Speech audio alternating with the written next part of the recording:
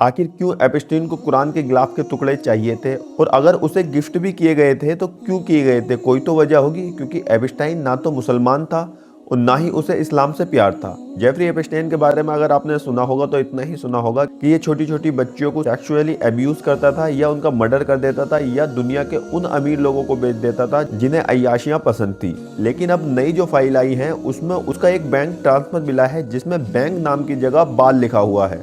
अब ये बाल क्या है, कौन है बाल? बाल ये है, असल में ये एक डोमेन है यानी कि शैतान है और इसके हाथ में एक बच्चा है। आपको बता दूं कि इस बाल यानी कि इस शैतान का जिक्र कुरान और बाइबल दोनों में किया गया है। एप्स्टीन का जो आइसलैंड था, उस आइसलैंड पर एक टेम्पल था जो कि मोलाक नाम का टेम्पल था, जिसका आप गुंबद देख सकते हैं, सोने का गुंबद है।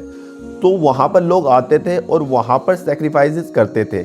मोलाक और बैंक ट्रांसफर में आए नाम बाल दोनों एक ही हैं, यानी कि दोनों शैतानी है। और पहले के जमाने के लोग इस मोलाक यानी कि शैतान की पूजा करते थे और अपने बच्चों को सैक्रिफाइस करते थे, उसके आगे अपने बच्चों की बलि देते थे उसे खुश करने के लिए, ताकि वो उनकी दुआएं कबूल कर ले। और यही सारा सीन एप्स्टाइन के आइसलैंड पर चल रहा था, जहां पर बच्चों को पहले बुलाया जाता था, उनके साथ गलत काम किया जाता था, उसके बाद कुछ बच्चों की उस मुलाक के आगे बलि दे दी जाती थी। अब आते हैं हम काबे के गिलाफ पर। तो एप्स्टाइन काबे का गिलाफ इसलिए नहीं चाहता था, या उसने काबे का गिलाफ इसलिए एक्सेप्ट नहीं किया कि वो खूबसूरत है और पाक है, बल्कि उसे वो एनर्जी चाहिए थी, वो 1 करोड़ लोगों के आंसू चाहिए थे जो उस गिलाफ के कपड़े में एब्जॉर्ब थे। और शैतानी दुनिया में माना जाता है कि प्योर इमोशन से भरी चीजें जादू टोने में सबसे ज्यादा ताकत देती है। अब ये मामला सिर्फ नाबालिग बच्चों की तस्करी और दुनिया के बड़े बड़े हुक्मरानों को खुश करने का नहीं था, बल्कि ये स्पिरिचुअल वॉर था।